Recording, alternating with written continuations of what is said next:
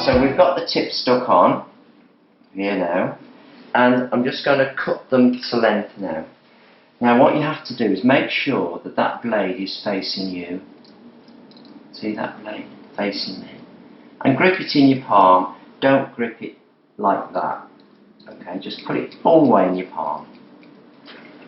Bring the finger up off the table so you can get these cutters in a vertical position. See? Yes, it's on there. And then I'm going to cut it quite long I want to show you something. So as I cut through, squeezing these, I can now hold it from the front like that, or I can just get my thumb here and just catch it. So that doesn't fly into your customer's face. Okay?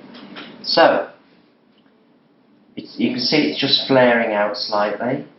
So what I need to do, if I'm doing a long square, I need to take the sides in a little bit so they just taper inwards a little bit.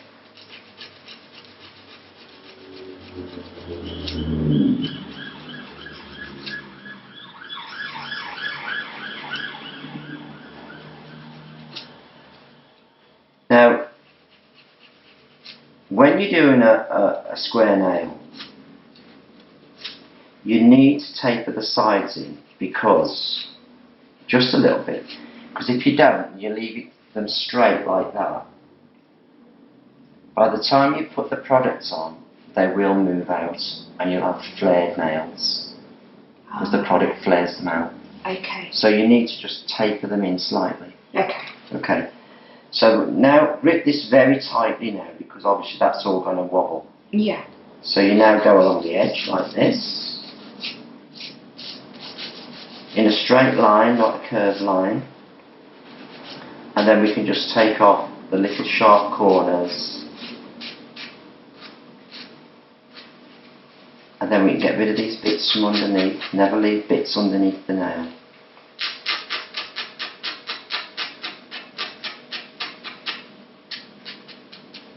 And there's our base tip now ready for our square nails. Okay? Now what people like as well are pointy nails.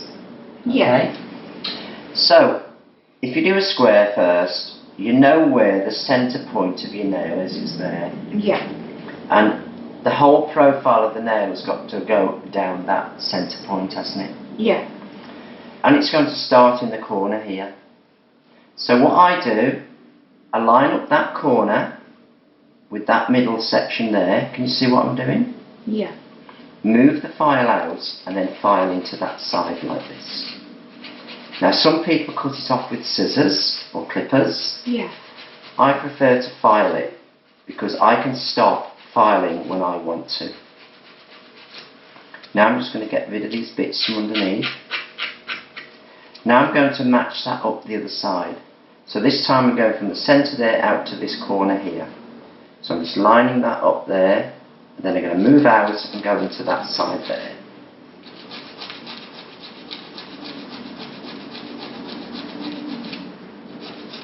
So we're getting something now that looks a bit like a pen nib. Yeah. Okay, so I'm just getting rid of some of these bits from under there, so I can see where I'm going, and right a little bit more. Okay. So now I've got my pen nib, but I've got two corners, one here, and I've got one the other side as well. So what I want to do now is get that and just bring that corner away by just bringing it into the shape of the nail. See? Same this side. So I'm just going to smooth that in until we get that going into the shape of the nail. Okay, I'm always clearing my bits out from underneath, so I can see accurately what the shape is.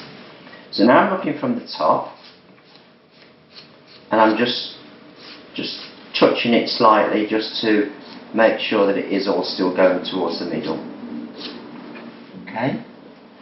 Now we've got a flat end there, so what I'm going to do now is just start tapering that or curving that top flat end in towards the centre.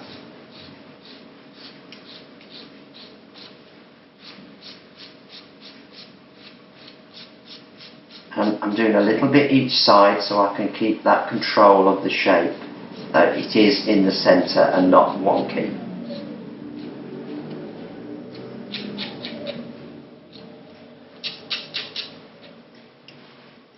Okay? Yeah. Now, with ballerina or coffin, some people call it, Yeah. Yeah. all you do is you just flatten the top off like this. Some people like a lot off, some people just like a little bit off. You've got to make sure it's level, of course. Yeah. Ballerina, coffin. Okay? Yeah. Some people like almond. So you'd cut them a little bit shorter for almond. Okay? And then you would just shape your sides like I did before, or you could just do it like that. Okay? And then you've got usually a larger, flatter top then. So then you just start bringing that round into more of a round shape on the top rather than a point.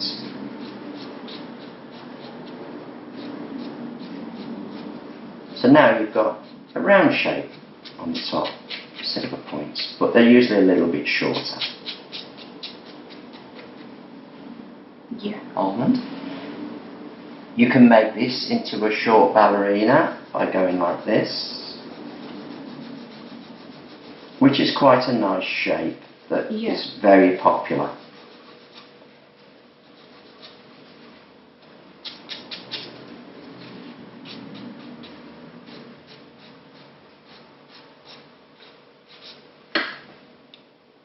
Okay. Yeah. Now you've got round. A lot of people do struggle with round. They do. Yeah. People think it's easy round, but it's not as easy as they think.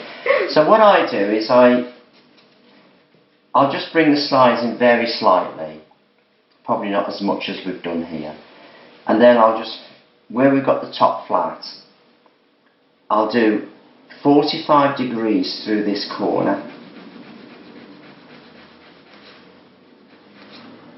45 degrees through the opposite corner. So I've got an end that looks a bit like a 50p piece. Yeah. Then all these little points, there's one there, one there, one there, and one there. Yeah. I'm going to join them all up now. So I'm just going to come round this side. And that's so I can end up with a symmetrical round nail.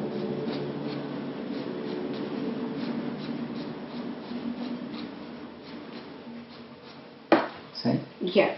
So it's not over this side or over that side. Yeah. It's actually even. Yeah. You know, and obviously it could even be shorter than that if you wanted to make it completely round. Again, I'll just take a bit off there, and then just join all those little sections up until we get the length that we want.